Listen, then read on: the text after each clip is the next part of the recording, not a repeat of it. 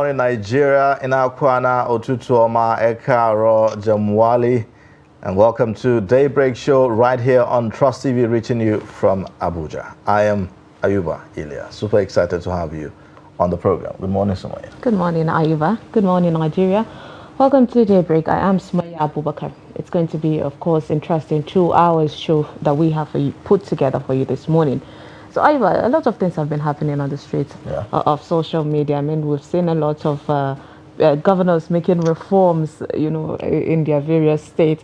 There's been something that has caused back and forth on the social media platforms, where Governor Bago of Niger State was seen in a video making statements like, you're not allowed from Monday to Thursday to put on kaftan or babariga. And a lot of people are, finding it a bit funny, saying, okay, we're supposed to throw away our culture, and you are literally saying it in the tribe, of that culture. So it's something that has, perhaps he might have had, his own reasons for that decision. So we're still waiting to see if the government would come out and clarify exactly what it means, or maybe there was a lengthy video. You know how social media can make it. They'll just chop off the one that would draw traffic to cause controversy.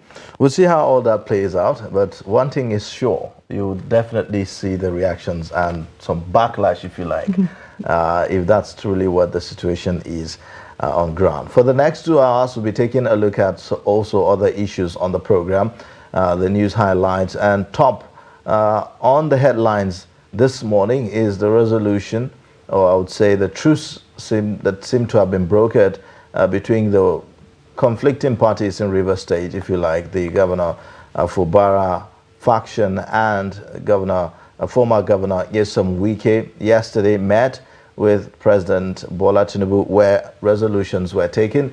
We get to see much more and discuss on that issue, as well as our newspaper headlines, where we're going to delve into some of the major issues of the day and get some perspectives and analysis from our guest reviewer. For now, let's take a look at the headlines, shall we? Yes, let's will. All right, the first headline says INEC targets about February 2024 434 rerun polls. Boat mishaps. Report seeks creation of Maritime Search and Rescue Guard. Christmas. Police warn against the use of fireworks in the FCT. All right. Now to some of the details. The Independent National Electoral Commission is considering conducting rerun and by-election across the country in the first week of February 2024. INEC Chairman Professor Mahmoud Yakubu disclosed this yesterday in Abuja at a meeting with political parties on the Commission's preparations for the forthcoming elections in the new year.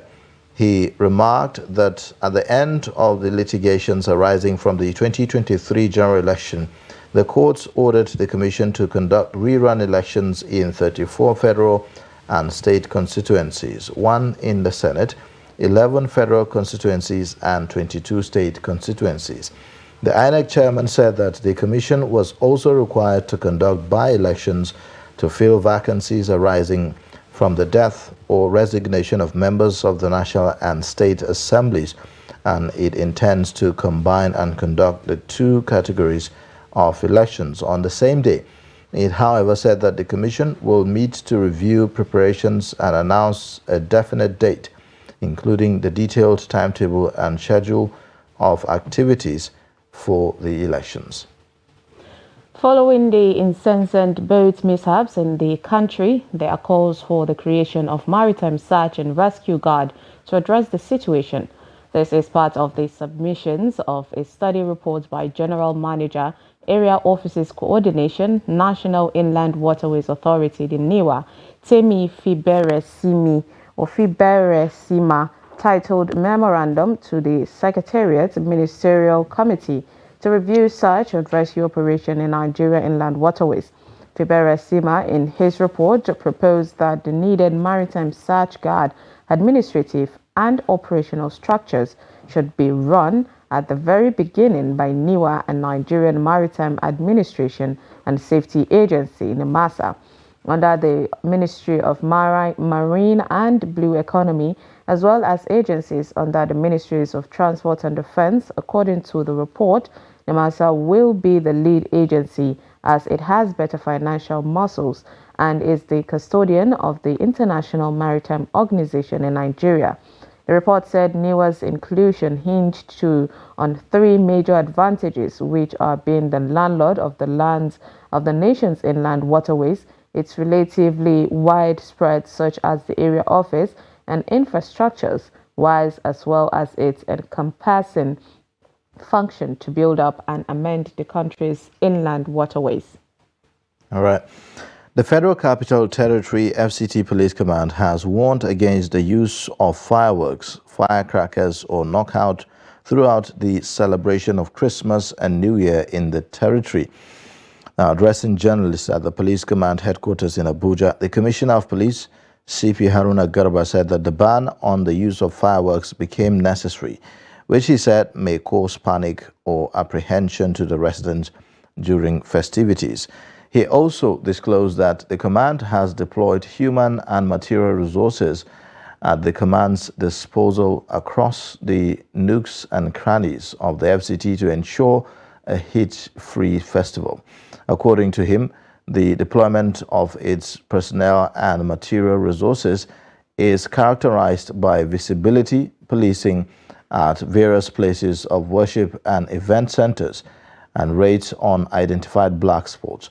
He said that the command has ensured in deploying its personnel to some black spots such as uncompleted buildings and shanties, stop and search, vehicular foot patrol and inter-agency collaboration, which he said is aimed at ensuring that residents of the FCT enjoys a hitch-free festivity before, during and after the Christmas celebration.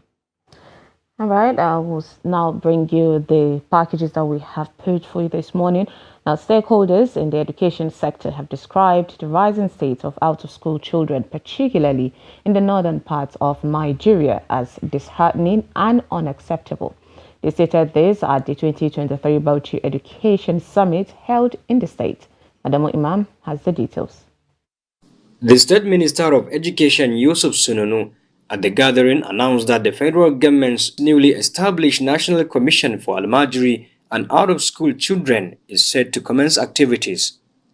Sununu says such gathering will encourage issues of education and develop a roadmap for the integration of Sangaya Madrasa schools into basic education. The document is aligning with the 8-point agenda of the present administration of His Excellency President Bola Ahmed Tinubu and aimed at bringing back glory days of education in Nigeria. Former TED Fund boss Suleiman Bogoro, in a remark, explained that leaders should accept responsibilities and emphasize the need to invest in basic education, which he said is the foundation to addressing problems of education.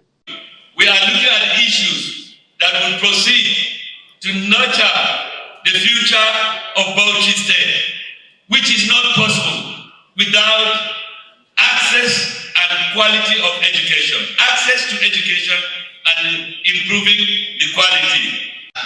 We follow the issue of feeding as the solution to the out of school. Because we renovated schools, in some schools, nobody. Some schools, 9, some classes, 9 pupils, some 17. But when we follow them with just much, I'm telling you, we have to return back some students. And those going on an Almajiri program decided to stay in their villages just to get that lunch. The State Governor Bala Mohammed said the move will facilitate better collaboration and synergy in addressing out-of-school children and also grant the Sangaya schools the necessary recognition and status they deserved. The Bauchi State Education Summit stands as a call to action to break the cycle of any educational disadvantages that we are facing. The urgency of this endeavor cannot be overstated. Before I go any further, I consider it appropriate to remind all of us that the challenges facing Nigeria's educational sector are intricate and pervasive, extending beyond the borders of Bauchi State. A panel of discussion on the way forward for education in the state was led by Professor Usman Bugaji, an educationist from the zone. Adamu Imam, Trust TV News. Bauchi. The federal government says it is tackling the dwindling state of primary health care centers in the country through the expansion of human resources for health to meet the demands for primary health care at the rural level. At a review meeting with stakeholders in the health sector, government says that it will also provide access to services including disease prevention, response to outbreaks, and also work with traditional leaders to engage citizens on the need to access PHC services. Aisha Salihu reports. It's the fourth quarter review meeting with the Northern Traditional Leaders Committee on PHC delivery, with deliberations aimed at addressing the challenges of routine immunization and disease outbreaks among other health concerns experienced in the region through PHC services. The polio issue is still there, even though the wild polio is no longer there, but they still have polio cases, especially in the northwest. What really happened? Have we gone to sleep in some places, and some places we have been wide awake walking? We won't lay blame on anybody, but we will talk about where we went silent. Many of the northern states that are most affected have security challenges. Communities are difficult to reach. People are moving all of the time to keep safe. Health workers are finding it hard to stay in these places. So all of these things are specific targets of our health system revamp that we're going into now, discussing with the gatekeepers of the communities, the traditional leaders, to say how do we remove some of the barriers to usage of the services, to demand by the people, whether it is the ability to access the services, whether it is the willingness to access the services, where there is hesitancy for vaccines, for example, what is driving the hesitancy and what do we need to do about it. The Health Ministry says collaboration with the traditional leaders will result in the significant reduction of avoidable death and risks of preventable communicable and non-communicable diseases. And we use that engagement to share with them the direction of government and call on their partnership with community leaders so that they educate their population to use the services. So that if a pregnant woman discovers she's pregnant, she goes for antenatal care. But when she's about to deliver, she goes to deliver. When her child is delivered, she goes for vaccination. And when outbreak responses are being conducted, they participate and accept the vaccines. These vaccines are provided by the federal government and our development partners. They are not free of cost. They are investments that we're making so that we can safeguard the lives of our children. At the review meeting, Nigerians were enjoined to take advantage of the efficacy of vaccines following the achievement of a record of 4.7 million vaccinated adolescent girls across 14 states in the first phase of the HPV vaccine against cervical cancer. Aisha Salihu, Trust TV News, Abuja. As Christmas festivities approach, Nigerians are grappling with scarcity of naira notes across the country. Now, commercial banks, who are the center of this issue, have limited daily cash withdrawals to amount not exceeding 20,000 naira. This has led to significant downturn in business patronage and the frustrating scenario of automated teller machines, the ATMs, failing to dispense cash to citizens. Victoria Tukolo, who visited the Agege Pen Cinema area of Lagos State, tells us the impact of this scarcity on the community.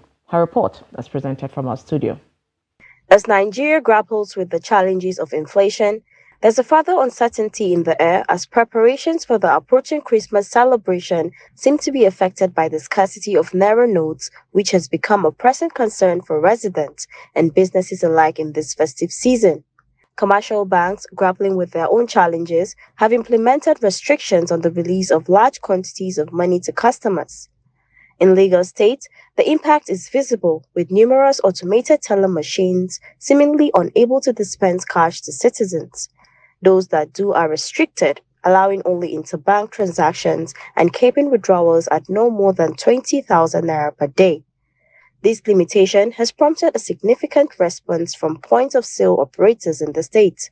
Seizing the opportunity, they have increased their service charges. Now, customers find themselves paying as much as 200 naira for a 5,000 naira transaction, and in some cases, a staggering 500 naira for the same amount. Speaking with Trust Television at Agege Pen Cinema, some point-of-sale operators shared their perspective on the challenges they face due to the scarcity of naira notes in the country. I don't want to release this thing, money for us now in the bank. The highest they can give us is 20,000, and because of that, we have decided to add our own charges. To get money now, I have to meet other people that are doing business, that are making money, large quantity. So you understand? So they will have to give us money. Some are collecting charges on it, some are not collecting any charges on it. So if you go to get money from the bank, if you go to ATM machine, you can't get more than 20,000 naira in a day if you are using the ATM. But some people say if you go inside the bank, they can give you 100,000 naira cash in a day and you cannot get more than that. Right now, before we are charging 5,000 for 100 naira. That was when you are going to inside bank, you see money collect. Now if you enter bank and then the bank cannot give you money more than 20,000, and that 20,000 cannot meet up with our demand. So we are buying money from outside. For that reason, we are collecting 5,000 naira to 200 for 5,000. The scarcity of naira notes is creating a ripple effect, causing a significant decline in business for many traders who find themselves unable to sell their goods.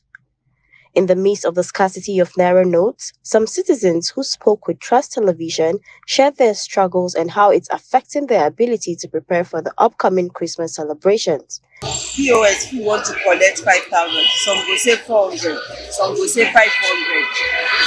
Bank, money, you go back some. Now I want to collect 50,000, they say I will see 20,000 for bank.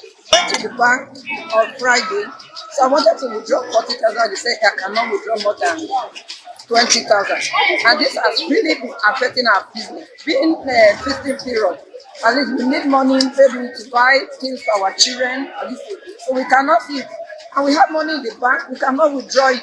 It is evident that the scarcity of naira notes is taking a toll on the festive spirit across the nation, as Nigerians are collectively appealing to the central bank governor to engage with commercial banks urgently in order to arrest the situation. The governor of Kaduna State, Obasani, has assured that his administration will not discriminate along religious and ethnic lines.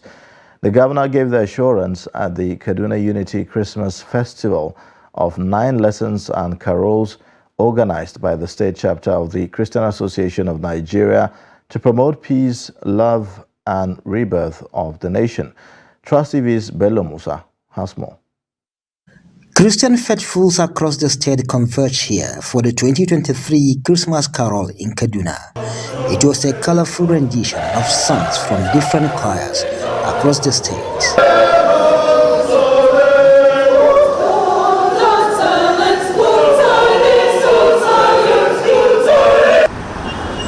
Kaduna State has been experiencing banditry, political and ethno-religious crisis in the not too distant past. In his remarks, the governor said religion and ethnic differences have caused so much division and stunted the development of Kaduna State. The governor appealed to the Christian community in the state to rally around the current administration in its quest to run an all-inclusive government. I try to make it clear to the people of Kaduna State that we are not concerned about any religious or ethnic difference. We are one family and we are going to work together without any discrimination or segregation. That's why I'm here. Fielding questions from newsmen, the chairman, Christian Association of Nigeria, Kaduna State Chapter, Reverend Joseph Hayab, also called for peace as Christians around the world celebrate Christmas. Because we believe that even criminals fear when people are united. But when people are divided, criminals can have a field day. The reason why we've had uncontrolled criminality in Kaduna, there will always be criminality whether we like it or not. But the rate at which it went in the past was because there was division in the clan. So instead of even pursuing criminals, we were fighting among ourselves. I think what this governor wants to do is that, look, let's the fighting cease, let's join hands and chase the criminal out of our community.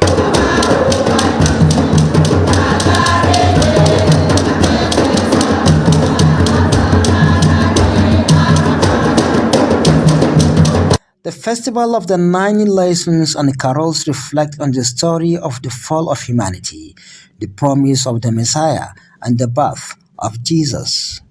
Bello Musa, Trust TV News Kaduna. I mean, it's all about unity, you know, for our country to move forward. Yeah. A beautiful picture there.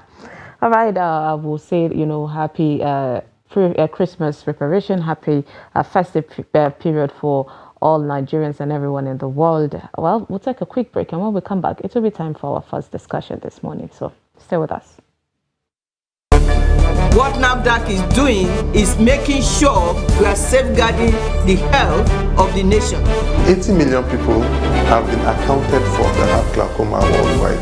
The Nutrition Society of Nigeria is laying emphasis on exclusive breastfeeding of our babies. The rate of kidney disease in children has also been rising, with an estimated 1 in 10 Nigerian children affected.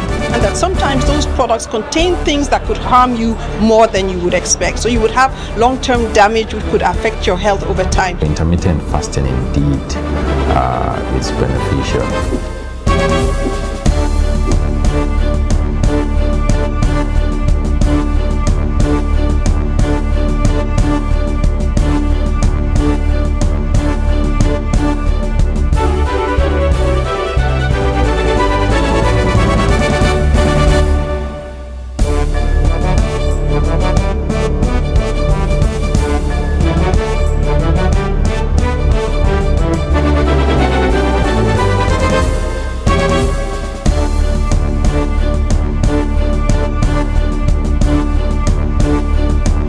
Why did you develop this reputation as somebody who is difficult to work with? I will tell the truth. No matter whose ox is worn, I will say exactly how it is. This is where I actually sympathize with commissioners of nowadays, where a commissioner sometimes is just a picture. You find somebody, even a cleaner and the governor's wife, can interfere with their abilities. Even the ministers, there are very many who respected me, simply because I never complained about them. I never went to ask for a favor. Never. So none of that has happened? Nothing. But if it hasn't happened, do you have hope that now another government coming in? There is no hope. So you've given up on politics? I've given up. It's gone, it's gone. Retrenchment from work is the most hated thing by unions. It's loss of job. Means that is loss of life, in fact, for civil servants at that time. Nigeria's economy, Nigeria's security, Nigeria's intelligence, this is what the materials we were handling. And I thought government would be very interested. The reasons why you adopted federalism is not because of finesse, not because you like it, it's because of its functional utility.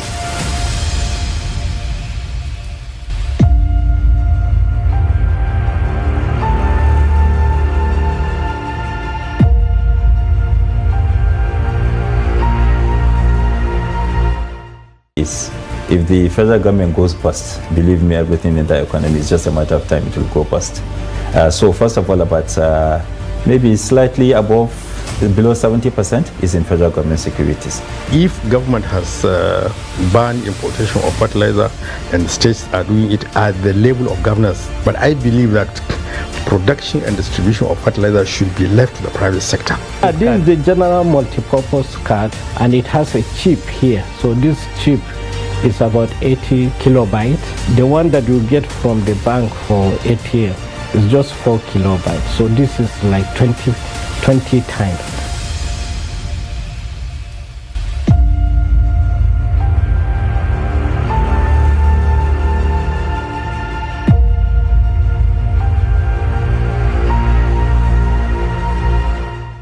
Human beings know what is right. If they don't want to do what is right, they will give you 1,001 reasons why they are doing the wrong things. So they see themselves as conquerors, and other people have been conquered. When the opposition and the press keep parroting that phrase, government has failed, but we will not be here, hold on, we will not be here, sitting down here, if government has failed. There has been almost total collapse of the security outfit, and the terrorists are taking advantage of this. On that, a country that has about 923 square kilometers of arable land. Not more than 2.5% has been cultivated. Of course, you, the Nigerian citizen, will also have your say via our phone-in numbers on your screen. The issue of appointment in Nigeria has become more political than doing the right thing for the country.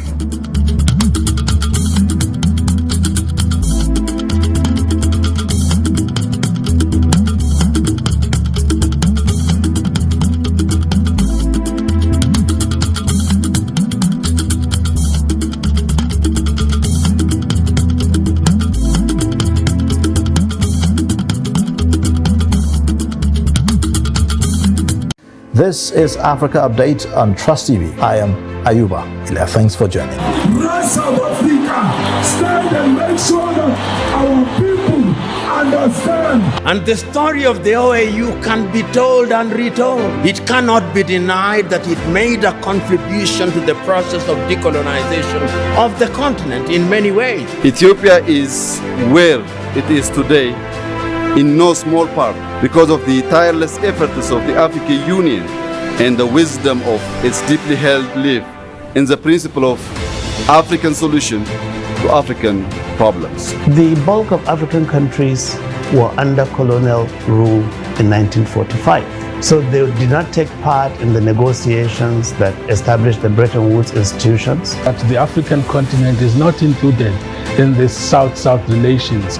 And therefore, our objective is to ensure that the Africa Free Trade Agreement is actually implemented. And the BRICS countries, all of them are trading with Africa. And we know that there are resources in Sudan, especially in Darfur. And that is why Darfur has been on the front burner for a long time. So Cameroonians are anxious, Cameroonians are impatient, Cameroonians are like, oh, many of the guys are not talking today.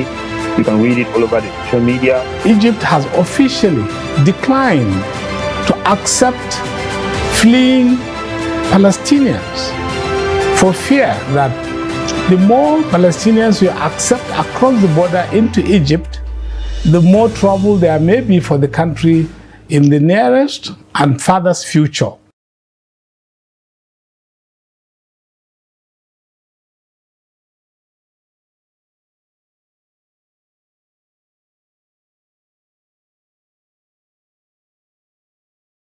Hello viewers, welcome to another episode of Adam's Kitchen on Trust TV. Try grating it. I am going to show you how to prepare a Singaporean chicken rice. Like this. Back here and get my carrots ready. Put in some amount of oil on the skin. I will now go ahead and take off the chicken, spread it to a desired shape.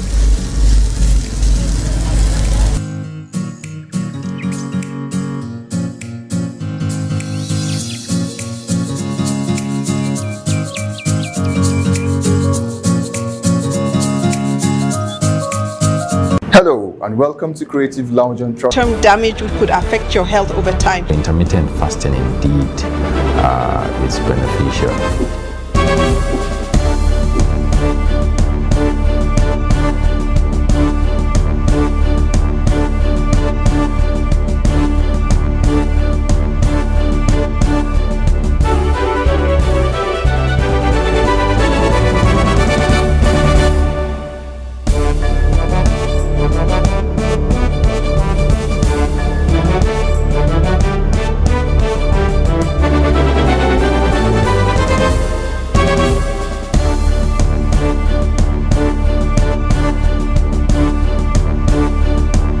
Why did you develop this reputation as somebody who is difficult to work with?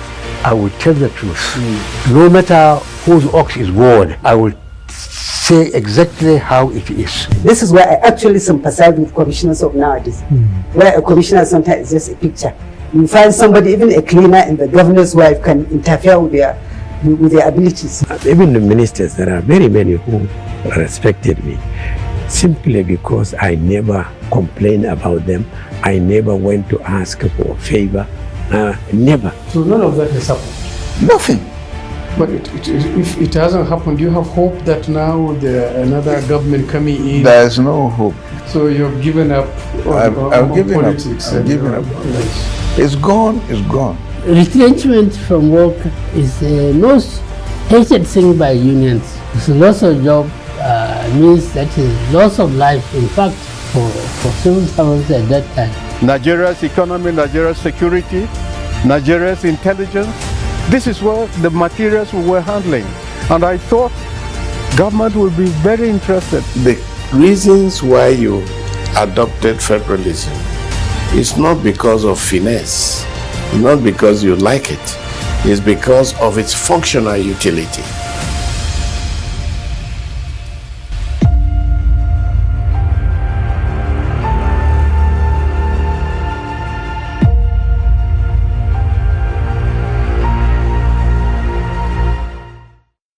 We started manufacturing leather since 1958.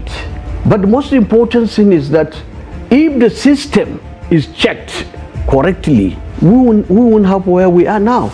If somebody has depression, they may just be very irritable and unproductive in the office. So you find on average already about 1 in 4, 1 in 5 Nigerians already have a mental illness, a mental health condition that needs some form of attention.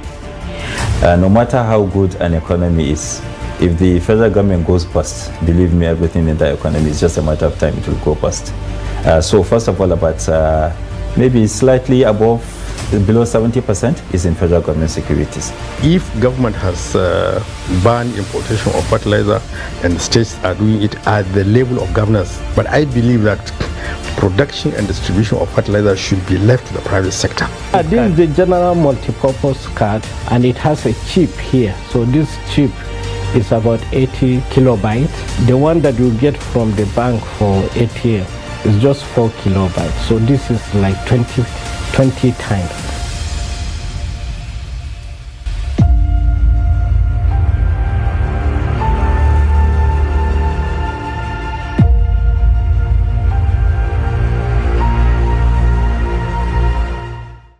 Hello viewers, welcome to another episode of Adam's Kitchen on Trust TV. Try grating it. I am going to show you how to prepare a Singaporean chicken rice. Like this. Back here and get my carrots ready. Put in some amount of oil on the skin.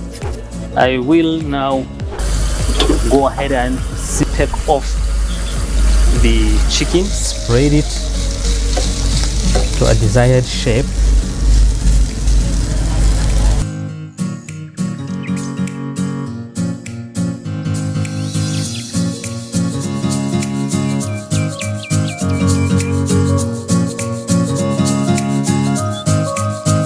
Hello and welcome to Creative Lounge. Today, in no small part, because of the tireless efforts of the African Union and the wisdom of its deeply held belief in the principle of African solution to African problems. The bulk of African countries were under colonial rule. All right, thank you for staying with us. You're watching Daybreak on Trust TV, reaching you from the nation's capital in Abuja. Now, the solution to the political turmoil in Rivers State may have been found following the president's intervention, as stakeholders in Rivers State politics have agreed on 8 resolutions to restore peace to the troubled oil-bearing state following the face-off between Governor Siminalayi Fubara and his predecessor, the Minister of the Federal Capital Territory, Nyesom Wike. The disagreement between Fubara and Wike has polarized the State House of Assembly, leading to the emergence of factional leadership. According to an 8-point resolution signed at the end of the meeting on Monday night, the President directed, among other things, that all lawsuits instituted in the courts by Fubara and his team regarding the political crisis in Rivers State be withdrawn immediately. The resolution was signed by Fubara, his deputy Odu Wike Ribadu, factional speaker of the Rivers State House of Assembly, Martin Ameule, chairman of the People's Democratic Party in Rivers State, Aaron Chukwuemeka, and his All Progressives Congress chairman, Tony Okocha.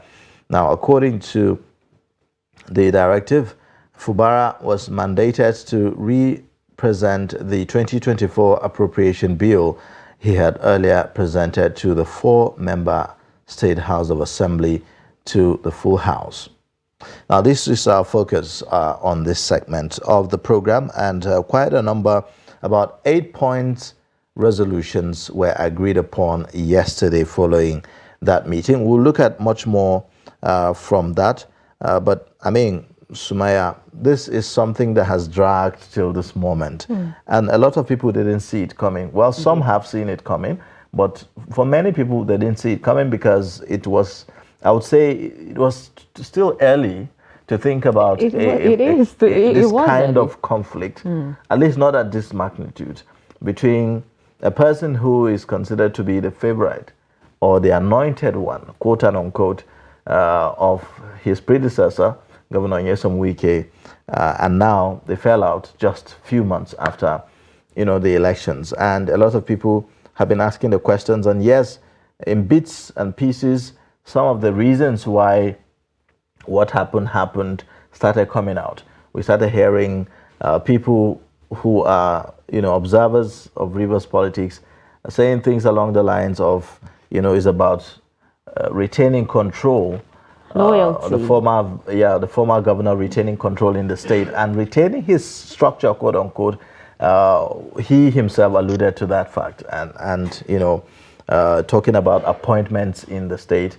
A number of the commissioners are loyal to former Governor Nyesom Wike, and we have seen that, and this has also revealed, with the resignations of some of them, some of the lawmakers, I would say majority of the lawmakers are loyal to former Governor Nyesom Wike. It just goes to show you how powerful state governors are in their states, how they control the party machinery and all the political structures in the state. This is a man, the former governor of governor of Rivers State, Nyesom Wike, is a man who, despite what you could describe as anti-party activities, was still able to maintain such control in the state. Yeah, I mean, it's really a very fascinating, should I say, and really confusing situation happening in Rivers State at the same time.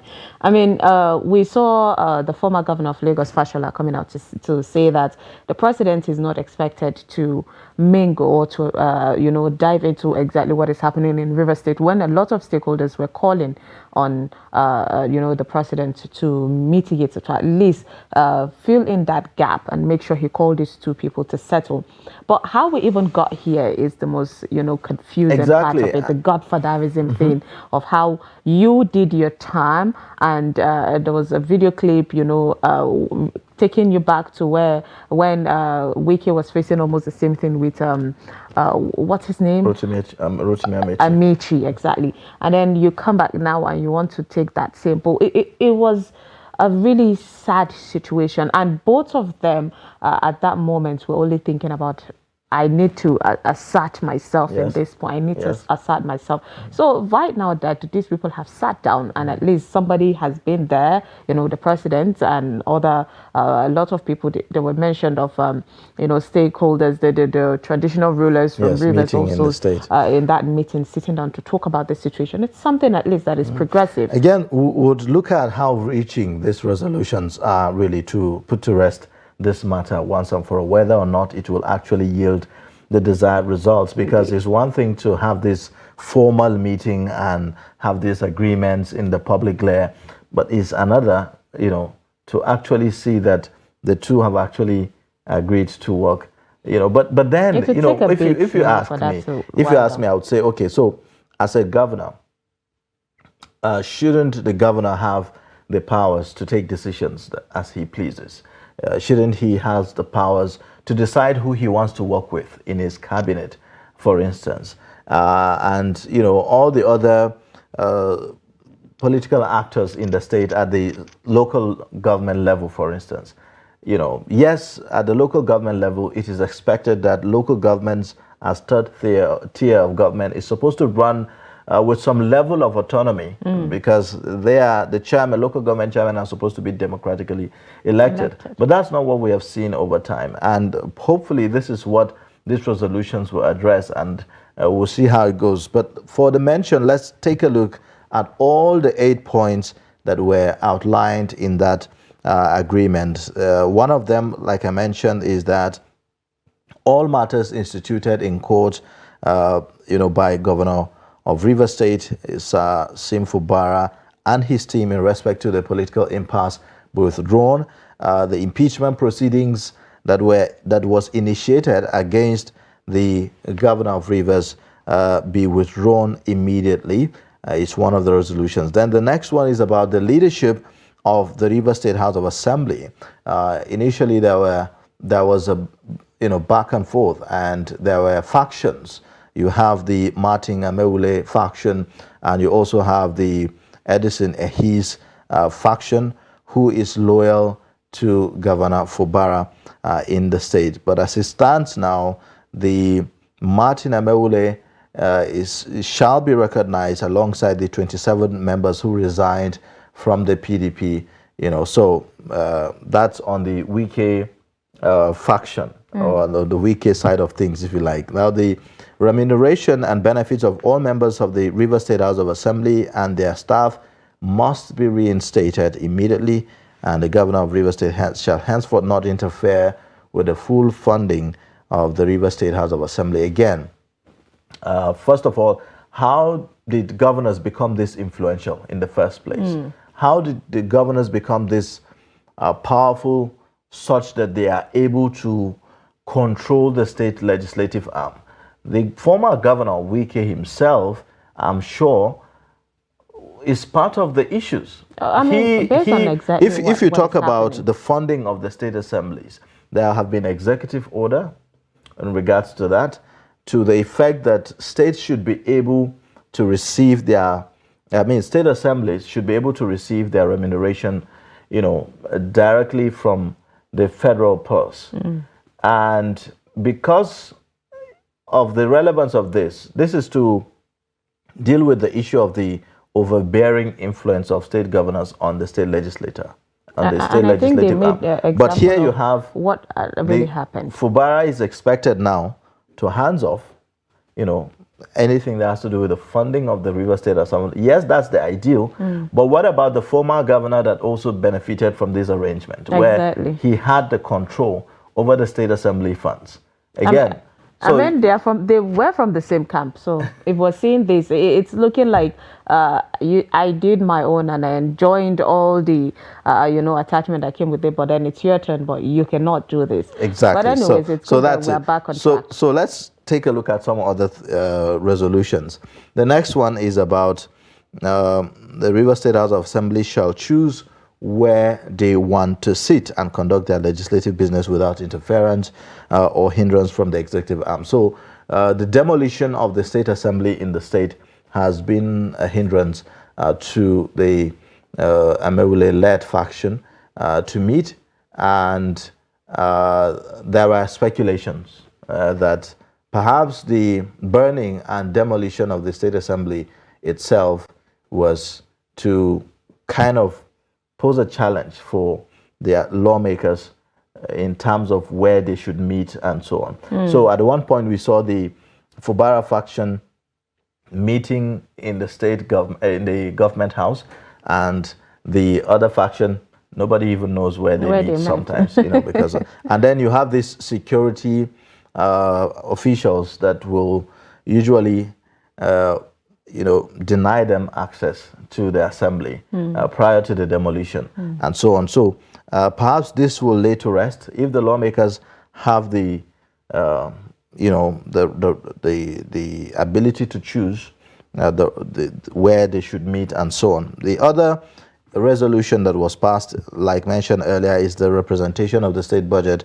A lot of people have wondered whether that presentation of budget can stand, given the fact that there were only 5 lawmakers that were there when the budget was presented, the 2024 budget of the state. So that will be presented to the I mean, entire it was House. it took a day for them to just approve it, and I felt like it was just done in spite, like let's just do it and go, because budget needs more time to digest, and that way it would be better. It's all about the people of River State, so it's good to revisit that. Yes, and then of course the issue of the appointees that resigned, the River State Executive Council who resigned their appointment because of the political crisis in the state, they should be resubmitted to the State House of Assembly for approval. And then finally, the issue of the local government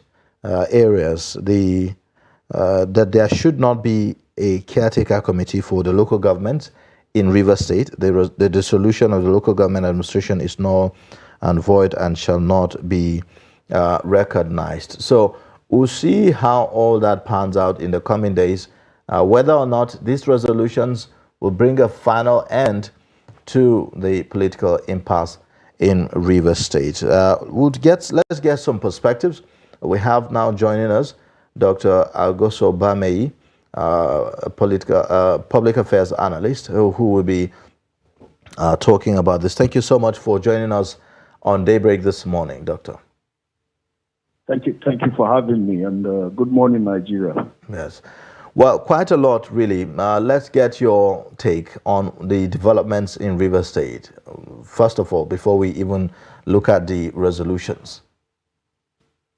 Well, it's a good thing that finally sanity and calm heads are prevailing, and things are returning to normal, and the people of the state will then have governance, which has been at a standstill for months now, actually right from inauguration. Let me say that in Nigeria generally, we're talking about River State, but in Nigeria generally, political administration, governance, is not about the good of the people. It's not about systems that work and deliver good for the people. It's about personality. It's about ego. It's about power control. And so anybody who can exert power and influence, do so. And that's exactly what we've seen in River State. You have a former governor who governs the state for 8 years, resisted his predecessor, Rotimi Amechi, who wanted to control him, but he resisted it, and ran the state almost like a czar. It's like the big fish in the pond. And then he's done his 8 years, and decided not to move on. Just hang around and control the governor like an appendage. An addition, something that he can just play with anytime he wants. And that's why, and the governor resisted. So you have all this back and forth, all the wahala and the problems, some of which we'll talk about in a while. But you see that all across Nigeria in various tiers of government. Even at the presidency, fortunately, when Jonathan was defeated, he walked away. He allowed Buhari to rule without interference. It's also good to see that Buhari actually walked away too. He's been quiet in his hometown and has not been interfering in administration. All right, Doctor. Let's talk about the resolution. The 8-point resolution that was signed. Through the meeting that was put together by the president. Now, would you say that in all of these 8 points, there was one thing that we can actually say, okay, all of these things would actually favor the people of River State? And at the end of the day, is it favoring the governor also? Well, the governor is at a losing end if you look at it all. But I think that if he accepts it, and works with it, then it will be good for the people of the state eventually, because he's been asked to withdraw all the cases he instituted in the courts, and he will do that. The leadership of Martin has to be recognized, and we know that he's pro-Wike, but he has majority of the members of the state legislature. And so if there is another move again for impeachment and all that, the governor is not really safe and secure as it stands right now. But the democracy is about give and take. He has to work to win the confidence of the people. Okay, Doctor, look at it. You have former appointees, or I would say commissioners in his cabinet that are loyal to former Governor Nyesom Wike. They showed that, demonstrated that. They didn't hide their loyalty to former Governor Nyesom Wike by resigning their appointments because of this political impasse. We also see that these lawmakers, who are 27 in number, coming back, according to the resolution, So how do you see Governor Fubara navigating, his way out of this, where you have loyalists to former Governor Wike still in the legislative arm and also in your cabinet? He's in a very tight spot, very, very tight spot. He's even end of all of this, and there's really nothing you can do about it, because in the first place, it was Wike who brought him in. That has to be mentioned. We can't run away from that. He agreed to the arrangement. He was voted in. Wike worked for him. He was voted in. And then he tried to opt out of it. This political bargain that you do, and we will do this, we will vote you, we will work for you when you come in, do this and that for us. And the person agrees. He gets into the office, and then he wants to do something else. So right from the beginning, the arrangement has not been good. Okay, Unfortunately, Doctor, he's not going to... What if what Fubara is trying to do is in the interest of the Rivers people, and then there's this conflict of interest here? He is, as a governor, perhaps, definitely, not perhaps, has a responsibility to the people of Rivers State.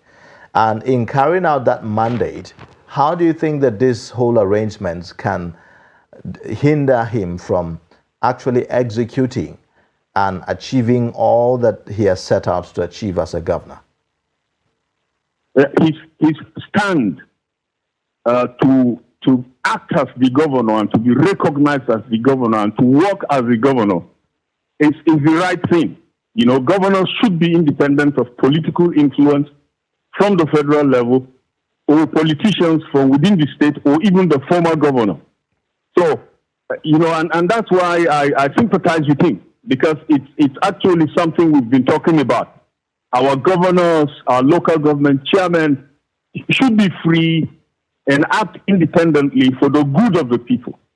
Unfortunately, it's not like that. The situation is such that there are interferences. Even currently, this current Rivers situation was settled by President Tinubu himself. But when Tinubu handed over to Fashola, he interfered in Fashola's administration. It even got to a point that the State House of Assembly wanted to impeach Fashola, and it took the intervention of ordinary Lagos citizens, to begin to collect signatures to recall the State House of Assembly members en masse. Okay, so before a truce was agreed upon. Exactly. So it's a problem that is in Nigeria. So on that note, so far we haven't heard the voices of the people of Rivers State. Mainly, we've been hearing the voices of political actors. What should the people of Rivers do in this instance? I think they should be proactive, like the people of Lagos. The people of Lagos are very proactive. Look at them. You voted them. You voted the governor. You also voted the members of the State House of Assembly. Those who are not working for your interest. No, but the law allows for recall. If you have a sufficient number of signatures from his constituency, he can be recalled. And if that process is started, they will get back into their senses and know that we are here for the sake of the people, not for our sake. But as long as the people sit back quietly and do nothing about it, administration is not going to be for the people. It's going to be for the benefit and the pockets of politicians and those who have control. So they should be proactive like the people of Lagos. Get up, make noise, stand your ground, insist on the right thing to be done. Otherwise, you will be taken for granted all the time. And that seems to be the case in Rivers State right now. The people are being taken for granted. Doctor, this resolution that the president, made made it easy, for it to happen. Already, there's a bit of concern saying that it's not really favorable, with all the people that were present.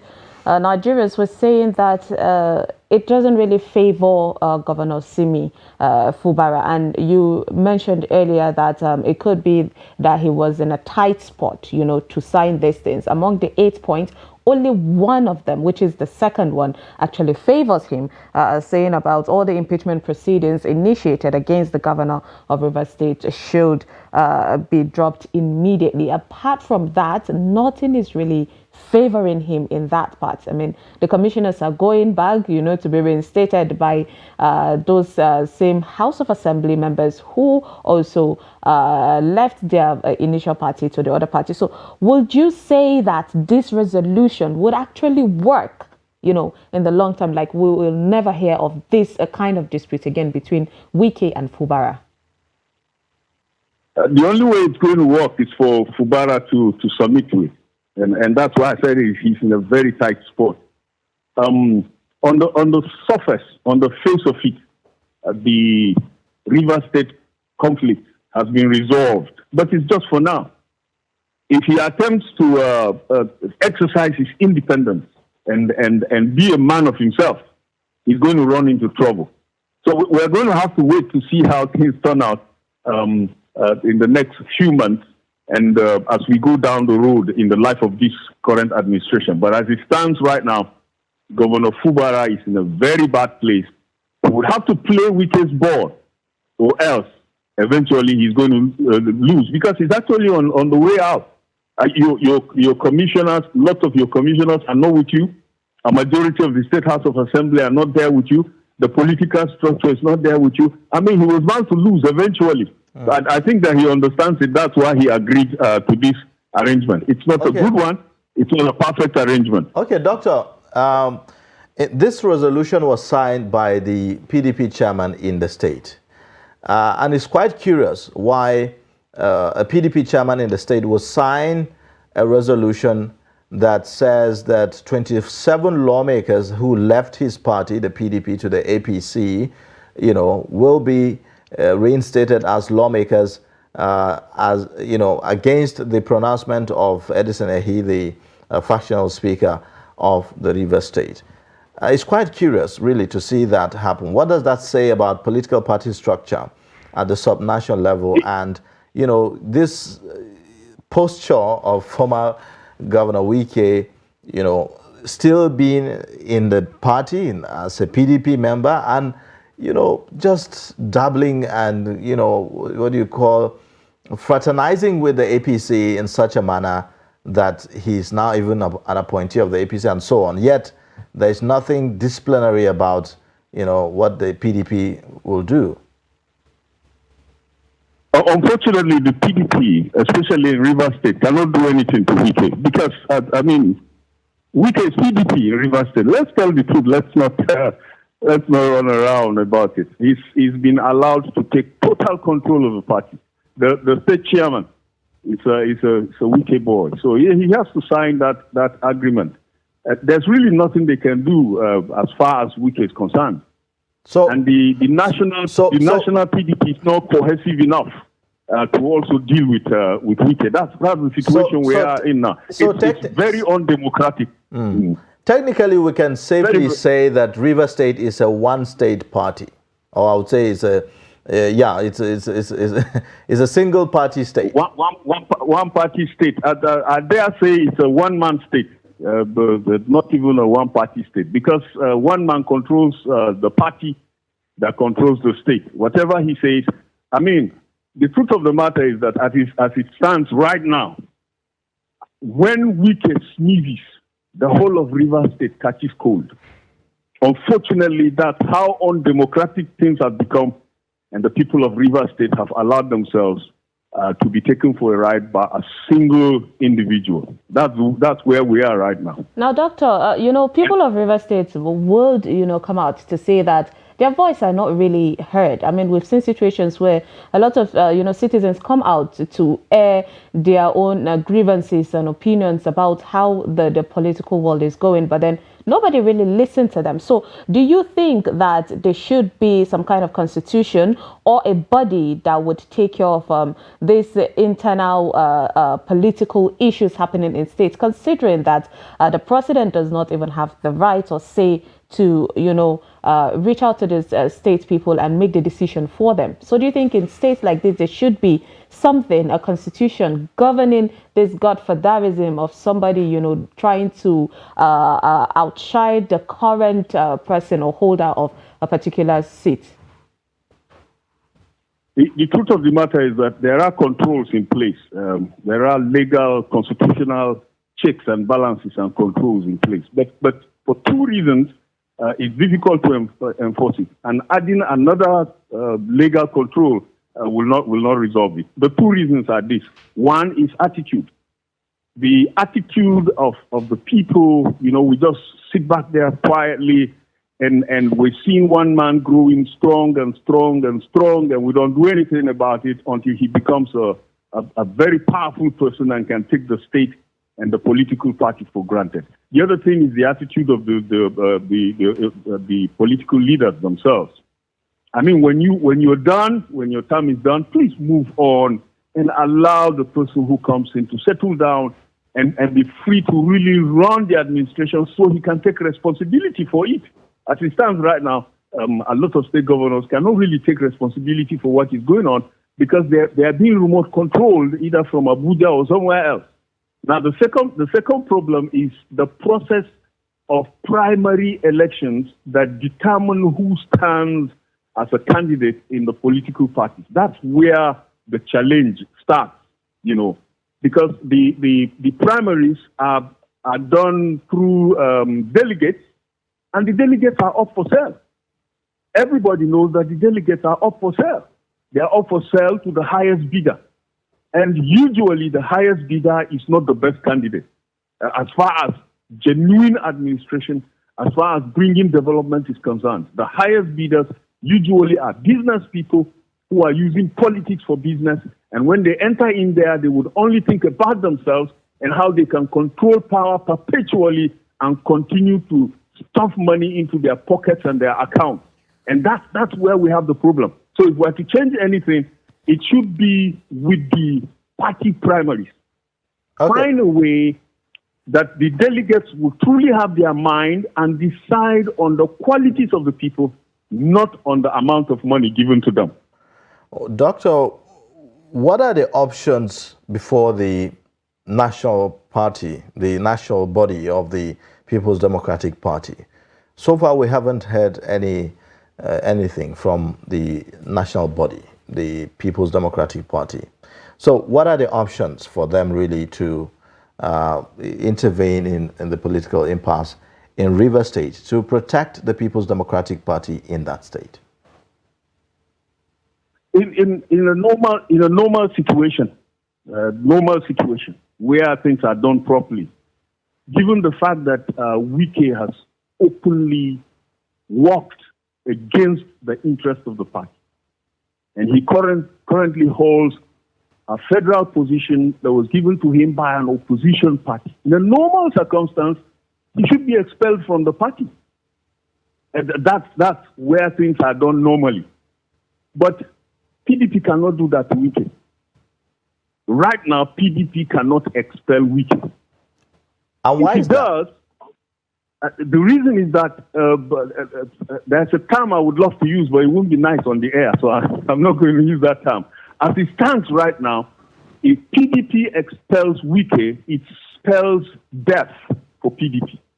Because Wike has entrenched himself so strongly in the party, even at the stake of the presidential candidate PDP in Adamawa State, where Atiku comes from, the influence of Wike is so strong that he can cause problems not only in Adamawa State but across the country in the party PDP. He sponsored lots of candidates, and so he can actually destroy the party. So they are afraid of touching him. That's why they're not saying anything.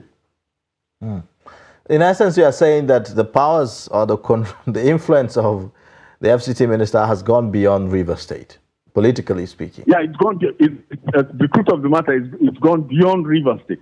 He has influence across the country. Some of the PDP governors that are occupying office currently were actually sponsored by him, not Atiku, not the presidential candidate, and not even the party. He gave them more money than the party, and than what Atiku gave to them, including the governor in Adamawa State. These things are in public domain. I'm not saying something secretive. Or these facts are in public domain. So it's going to be difficult for them to discipline him in a way and manner that normally should be done, so that you prevent this kind of thing in the future. Okay. As it stands right Doctor. now, they cannot do that. All right, this is one case in point. And it points us to the issue of the weakness in our political party system in Nigeria.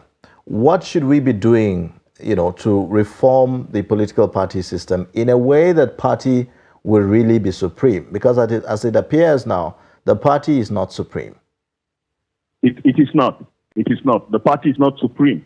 The main thing here is money. The overbearing influence of money in everything we do politically in Nigeria, and I dare say in the life of Nigeria generally. You might be a scientist and you're doing research, coming up with solutions that are genuinely helping people. As long as you don't have a lot of cash, the king from your place will not give you a chieftaincy title. A young man will enter a political office, occupy that office or an appointive office, and make a lot of money in a questionable way, but nobody is asking the question, and they're given a chieftaincy titles, national recognitions, etc., etc. So it's a national problem, not just a political problem. Unfortunately, it shows a lot more in the political arena. Whatever reforms we come up with has to do with reducing the influence of money in politics, especially at the primary elections level. Doctor, talking about money, power, and influence. Now, at this point, we all know how power-drunk people can be. And based on our discussion, it's pointing out that we can, have this amount of power that nobody in a country should have. So what does this say, for the 2027 election? How are we going to handle situations like this where an individual feels, I am very powerful and I can influence everything? It's between now and 2027, it's a long way, and a lot of things can happen. And I hope something will happen to reduce the overbearing influence and power that Wike carries. Everybody knows that he has ambitions for the presidency. And given his temperament and his nature, I dare say that even Tinubu is not secure on that seat that he's sitting in, playing around with someone like Wike. Because by 2027, he might have sufficient influence in APC to maybe make an attempt at getting the presidential primaries in APC. So again, it comes back to the fact that we allow individuals to become so strong, and the systems are so weak that they are at the mercy of individuals that are so strong. You're not going to have genuine development in that kind of situation. Where you have genuine development is a place where the systems are stronger than individuals. I mean, right now, Donald Trump is in court because the systems in America works. He has something to answer for. He's been taken to court. In Nigeria, you don't do that to a former president. You can't even do it. The sitting president in the United States of America, Biden, his son, as we're talking now, is also in court. And you don't do that here. Individuals are so strong here And as a result, corruption will always grow stronger and prevail, and government will not work for the benefit of the people, but for the benefit of those who control government. Between now and 2027, I don't know what is going to happen. I wish something positive will happen so that we have a better playground by 2027. Otherwise, this kind of thing is going to continue, and Wike will continue to be a headache, not only to Rivers State, but to Nigeria as a whole. I see him becoming a headache for Nigeria as a whole. Well, all right. Well, thank you so much, Dr. Agoso Bamei, Public Affairs Analyst. We thank you for your perspectives on this issue. Thank you very much for having me. All right. Well, there you have it. Perspectives on the issue of the political impasse in Rivers State following the resolutions signed yesterday by the parties involved in that impasse. Very striking points and, thought-provoking points made by Dr. Agoso there, talking about, the influence of former Governor Wike, not only in Rivers State, but now we are talking about Nigeria as a country. Well, we'll take a short break now, and then when we return, we'll take a look at other issues on the table this morning. Join us again. We started manufacturing leather since 1958. But the most important thing is that if the system is checked correctly, we won't have where we are now. If somebody has depression, they may just be very irritable and unproductive in the office. So you find on average already about 1 in 4, 1 in 5 Nigerians already have a mental illness, a mental health condition that needs some form of attention. No matter how good an economy is, if the federal government goes bust, believe me, everything in the economy is just a matter of time it will go bust. So first of all, about maybe slightly below 70% is in federal government securities. If government has banned importation of fertilizer and states are doing it at the level of governance, but I believe that production and distribution of fertilizer should be left to the private sector. This is the general multi-purpose card, and it has a chip here. So this chip is about 80 kilobytes. The one that you get from the bank for ATM is just 4 kilobytes. So this is like 20 times.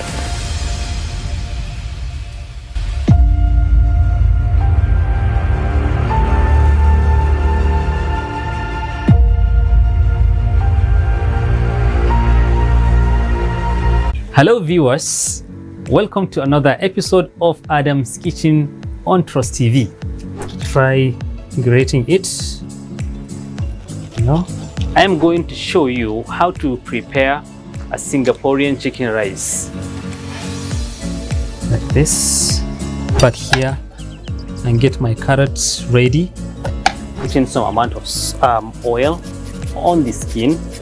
I will now go ahead and take off the chicken, spread it to a desired shape.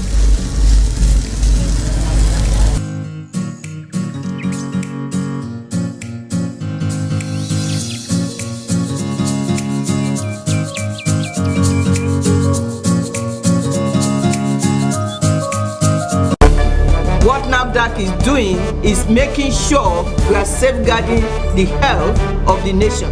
80 million people have been accounted for that have glaucoma worldwide. The Nutrition Society of Nigeria is laying emphasis on exclusive breastfeeding of our babies. Deaths of kidney disease in children has also been rising, with an estimated 1 in 10 Nigerian children affected. And that sometimes those products contain things that could harm you more than you would expect. So you would have long-term damage which could affect your health over time. Intermittent fasting indeed is beneficial.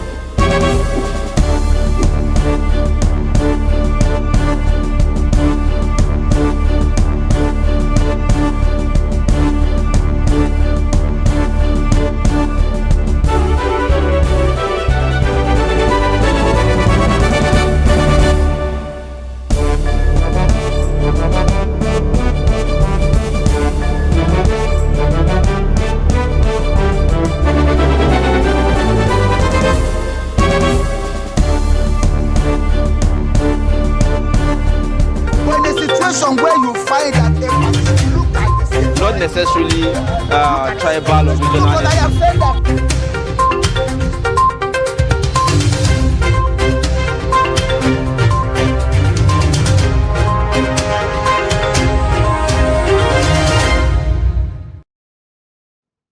All right, thanks for staying with us. You're watching Daybreak on Trust TV, reaching you from Abuja. Now, we begin with the Daily Trust newspaper on our dailies today. The lead story says, North's out-of-school children population time bomb. That's according to the federal government. North's out-of-school children population time bomb. You have the riders to that story. It says 680,000 in Kaduna, over 500,000 in Gombe. And another rider there, Bauchi mobilizing resources for educational projects, says Bala Muhammad. 3,963 teachers in public schools fail qualifying exam nationwide. Over 50% of private schools teachers unqualified. TRCN on page 4. Now, above the lead story, abducted 150 Maru villagers, 3 dead as bandits remain silent on ransom. That's on page 3. You also have Bayelsa, Kebbi, Taraba.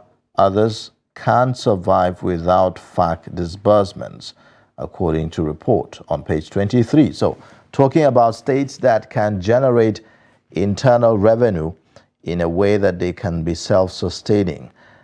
These states are not among those states, so they need federal allocation for them to be able to survive, to pay salaries and so on. So this is what that report is saying. That the states are Bayelsa, Kebbi, Taraba, among others. Now, other stories there. Tinubu pledges to review policies on newspaper industry. Yesterday, we saw the president meeting with members of MPAN, Nigerian, Newspaper Proprietors Association of Nigeria, where he had that meeting and deliberations with, some of the newspaper proprietors, including the chairman of Media Trust Group. You also have other stories there. Resigned commissioners to return as Tinubu resolves Wike Fubara feud on page 6. Other stories. Kano Gover tussle. Supreme Court fixes hearing for Thursday on page 12. Sponsored Nigerian students in foreign institutions absconding. And that's according to TED Fund on page 34. So you have students sponsored for their high level of education abroad, and then they abscond. You can imagine after paying that much, the Nigerian government gets to pay the fees, gets to carry the burden. Again, it gets ditched at the end of the day. Well, that's unfortunate. Another story, over 1,000 Nigerians scammed with fake UK jobs, says IOM. These are the main stories on Daily Trust newspaper this morning. All right, let's take a look at the Nation newspaper this morning. From the top of the page, it says INEC fixes by-elections into Senate, House, others for February. The Catholic Church okays blessing for same-sex couples. You find that on page 4. Budget 2024. Committee is ordered to submit report. Benin, Niger, Togo owe Nigeria $11.16 million electricity bill. Below the headlines there, we have 2 die in Alao Akala's house fire. Ministry converses Soul Day celebration. Perform or be fired. That's according to Tinubu. And he tells the NNPCL board treats Niger Delta with better care. The major story says Fubara Wike strike deal. Warren Camp sign 8-point agreement after presidential intervention. We have President pledges ease of doing newspaper business. The NPAN leaders at Aso Rock. Below the belt there, it says Presidential CNG Initiatives Committee unable to account for palliatives cash. Now, these are some of the stories on the front page of The Nation this morning. All right, let's move on to the Guardian newspaper this morning. The major story says Nigerians may burn over 1.5 trillion naira on cooking gas in 2024 amid incentives, and there is a breakdown of how that is gonna happen. So if you want to get the details of that, you can pick the Guardian newspaper this morning. Now, beside that, we have Nigeria's delegation of COP28 insensitive to economic reality. 3.5 billion naira debt, court freezes Oyo government account in 10 banks. Irrigation, agriculture, experts recommend new land administration method. Energia Owando JV commission multi-billion naira project in Delta. We have below that, breakdown of the gas, cooking gas, situation. We see LCCI raises concern on inflation prices and charges the CBN on new approach. I mean, there's a lot of expectations on the CBN. Tinubu meets newspaper proprietors, promises press freedom and others. Senate gives panel 48 hours to submit 2024 budget report. INEC plans reruns by election for February 2024. And Tinubu brokers truce as Fubara Wike sign peace agreements. These are some of the stories on the Guardian newspaper this morning. All Now right. let's move. All right, so let's take a look at the Punch newspaper, where you have the lead story. National Assembly may pass budget Saturday, 541 MDAs and defense. You have above the lead story, or rather, let's take a look at the riders to that. Senate reps to harmonize appropriation bill, Saturday for passage, Senate spokesman says. You have committees submitting reports. January to December budget cycle will be sustained, says committee chair. Above the lead story, Fubara Wike reached truce as Tinubu intervenes again. Lagos government congratulates Punch on NMMA awards. Pope Francis okays blessings for same-sex couples. There you have another controversial issue. Tinubu to review policies affecting newspaper industry. Editors launch trust fund. You also have 800 billion naira illicit drugs seized. 42,105 offenders nabbed, says Marwa, the NDLEA chair.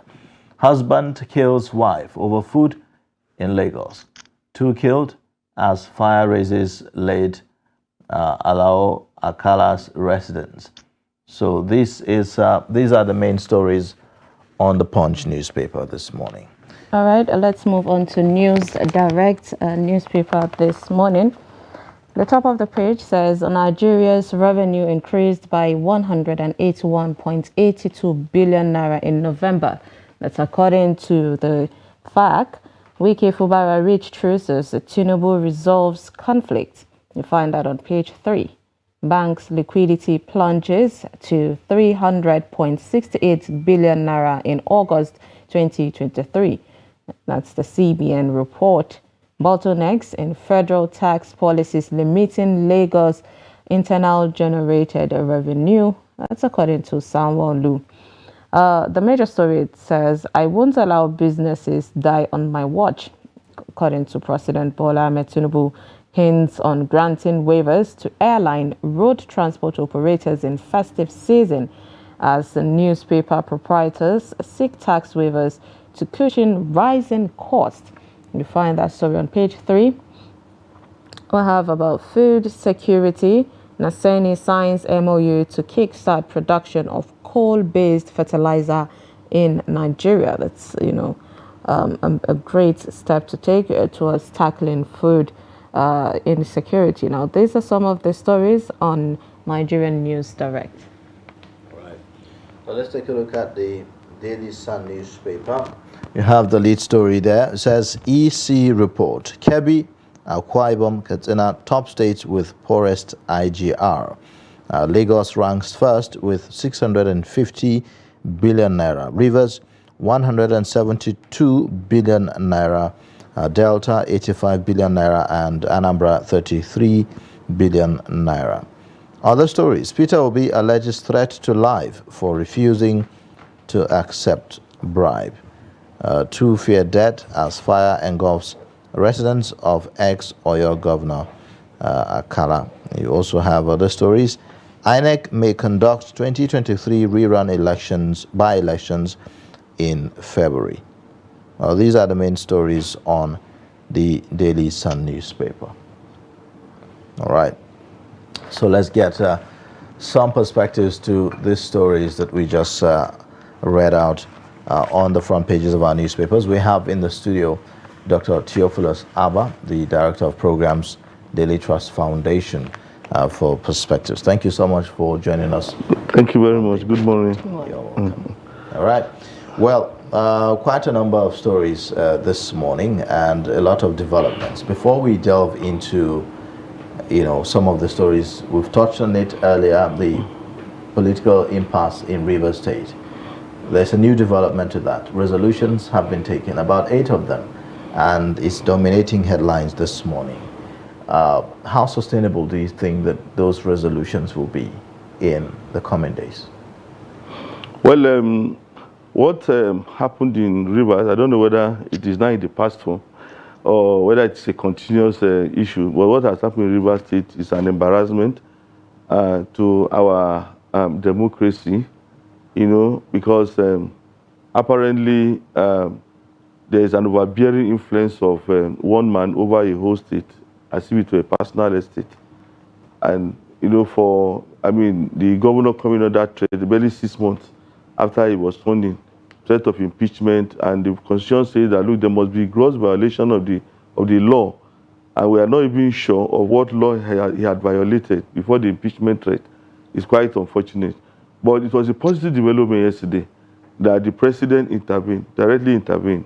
So we are advocating that, look, this the face-off was political, and then there has to be a political solution to it. So it's quite encouraging that the president decided to step in. Yeah, but then I'm sure there are those who are loyal to Fubara that perhaps will be having some mixed feelings as regards some of the content of the resolutions. For instance, there's only one that talks about all impeachment proceedings that were initiated against Fubara should be withdrawn immediately and suspended. Yes. That's the only thing that you can say, is in the favor of Governor Fubara. How will he be able to work with people who have clearly shown their loyalty to former Governor Nyesom Wike in his cabinet and even the legislative arm? Now, the other, the major thing was the impeachment, the threat to remove him from his seat as governor. That was the major issue. Now, every other person, from what we are reading, every other person in that government, including Fabura himself, came there, because there was a godfather that brought them. You understand? Now, being able to work with them is actually a political thing. Now, even if they move to APC, I think that was one of the steps they were taking, all of them moving to APC. If they move to APC, I don't know if it will be difficult to work with them, because the fact that they've been together, it's not like they are strangers to each other. They've been together, they were in the same campaign. All of them were brought on board by one political movement in Rivers State. So they will have to find a political solution to that. It's something that all of them will need to sit down. Will that political solution be in the favor of the people of Rivers State? Well, that is the major issue, because we have discovered that, like I said earlier, it's like somebody has declared Rivers as his own personal estate. And then if what is being done is not in the interest of the people of Rivers State, then it is a different thing altogether. Because we expect that the governor and all the members of the House of Assembly must design their program, must act in a manner that will be in favor of the people. But the face-off was not because the interest of the people was at stake. That was not why the face-off was. The face-off was because of personal interest. And that's what we must condemn as Nigerians. Because if the people have elected Fubara as governor, you know, even if it's somebody that was his godfather who propped him up, and the people have said, okay, this is the person we want as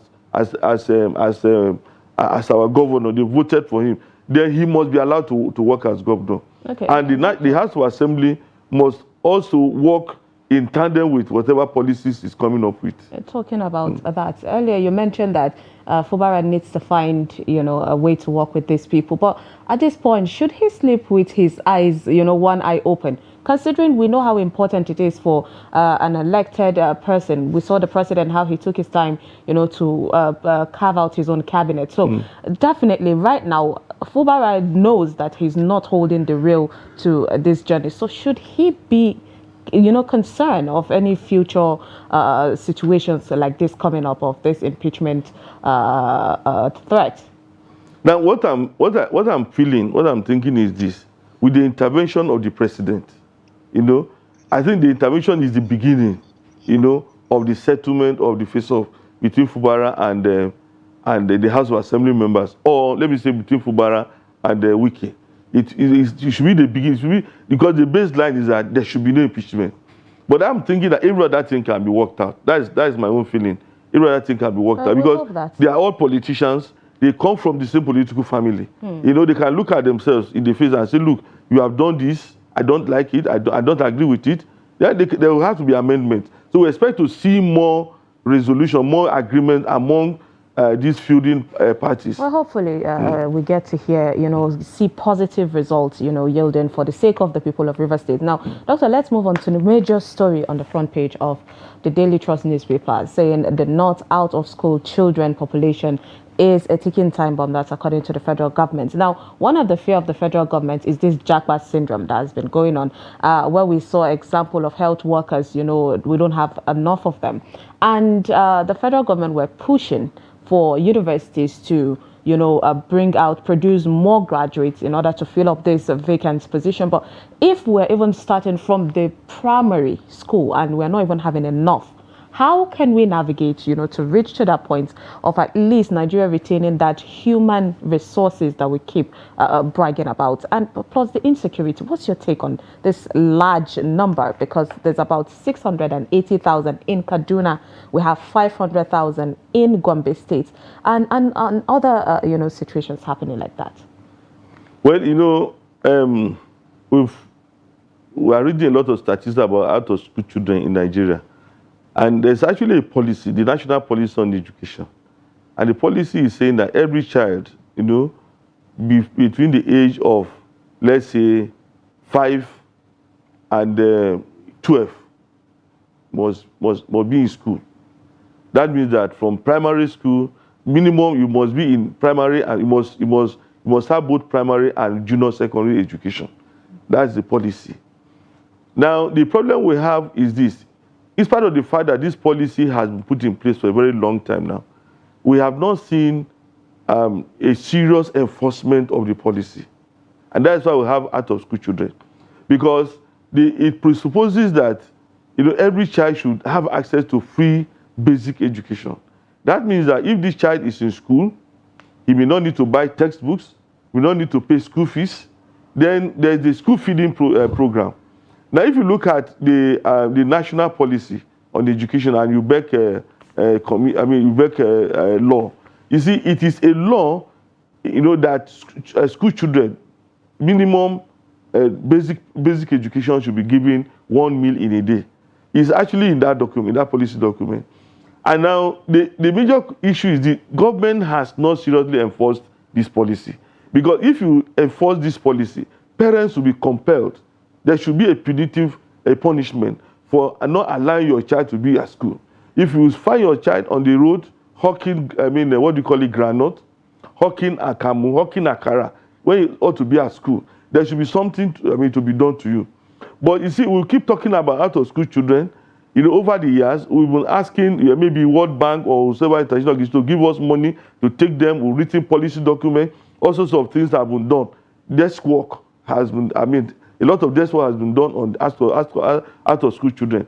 But we have not seen deliberate policy attempt to say, okay, we found 200 children on the street of Kaduna.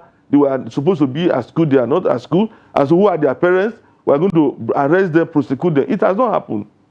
You see, every morning when you wake up and see these children hawking one to another, you know, you begin to ask yourself, why should it be so? But some will tell you that, oh, they are because of the economic situation, they are helping their parents to generate income. It doesn't stand. It's not an argument. Okay. So I think we have not backed up this policy with enough enforcement, and that's why we have so many out-of-school children. That's also other staggering statistics that we're seeing on the front page this morning. Even for those who managed to go to the school, for the children who are sent to the school by their parents and so on, to the public schools, there's still a problem.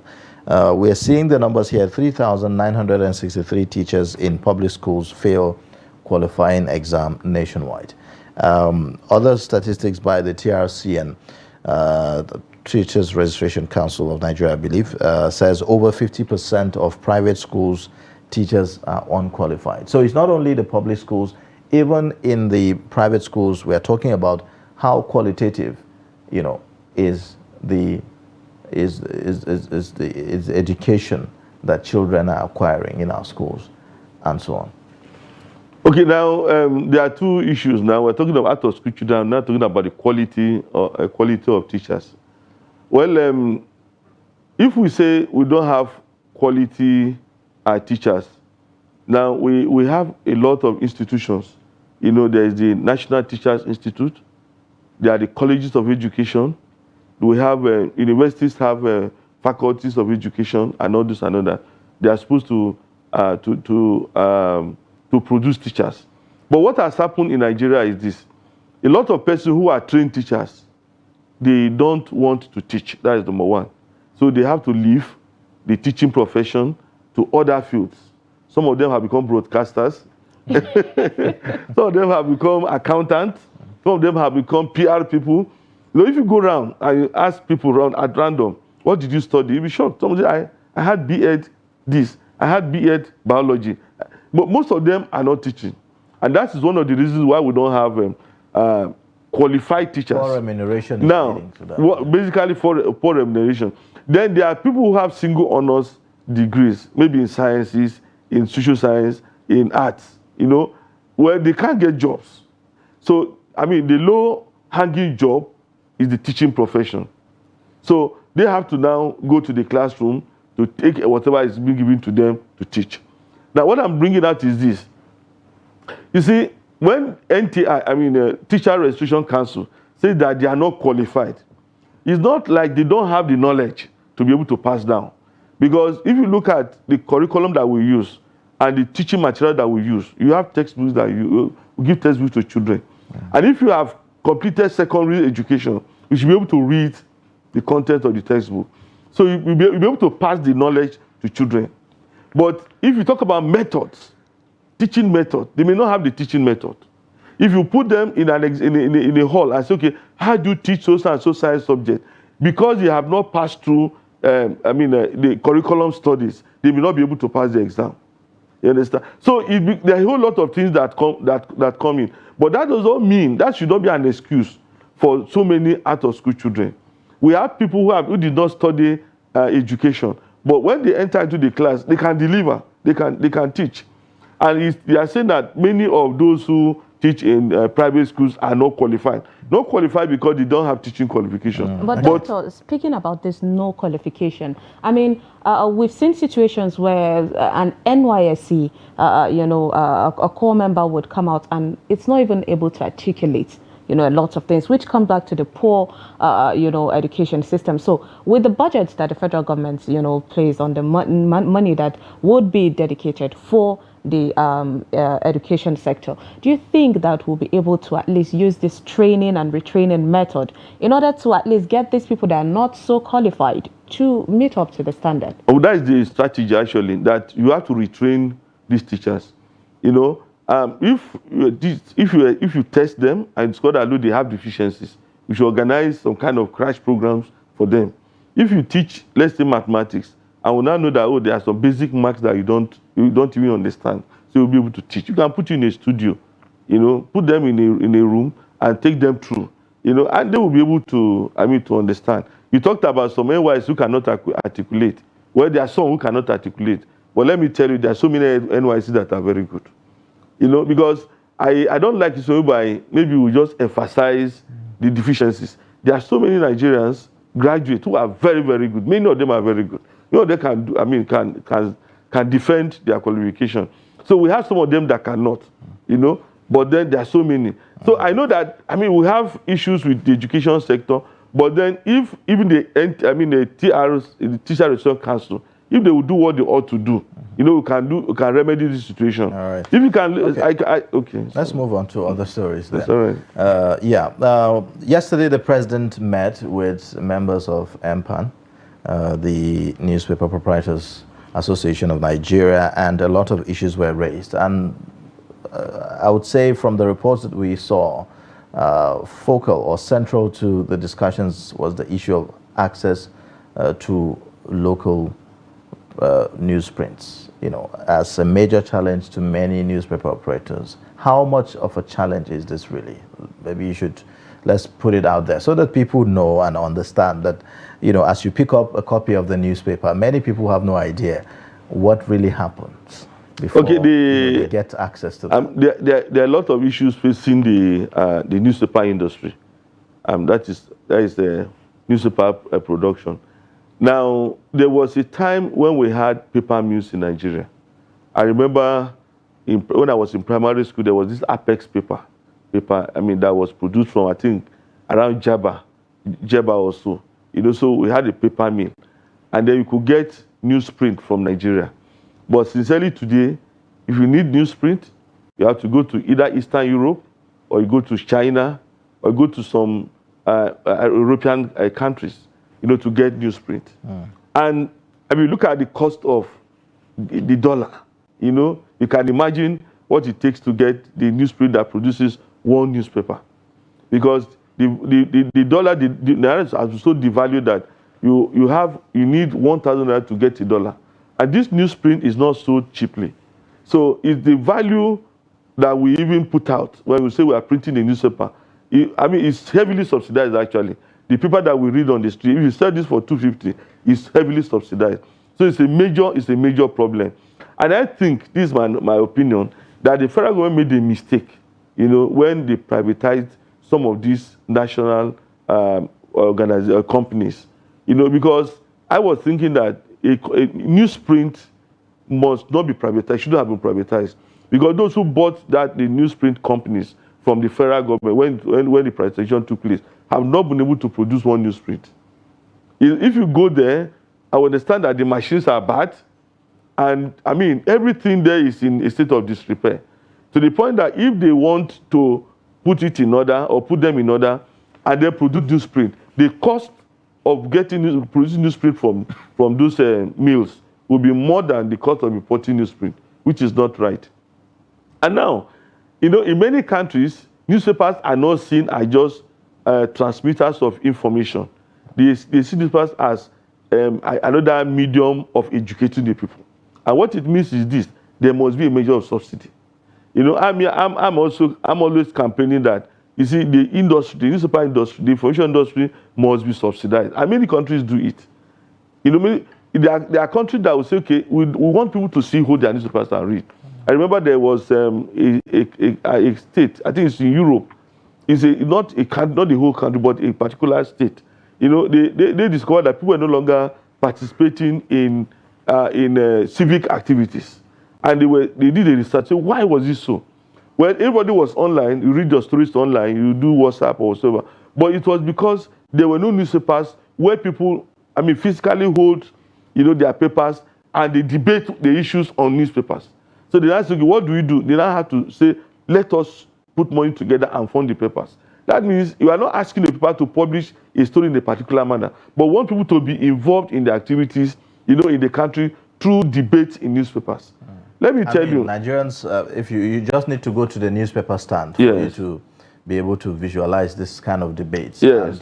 And, unfortunately, most times, some of the people that debate their stories, they just read the front pages and cannot even afford, perhaps, to even get a copy and so on. So. But let me tell you the test case. If you edit a newspaper, for instance, and somebody sends a news release to you and says, please put it for me in your paper, and you put the news story online, you will think that you have not done it. You say, why don't you put it in the printed paper? You see, we think that online is it. But I'm telling you that even up to today, people want their stories in the print. If anybody wants anything, important, if they want to put anything out there, they want it in the print form.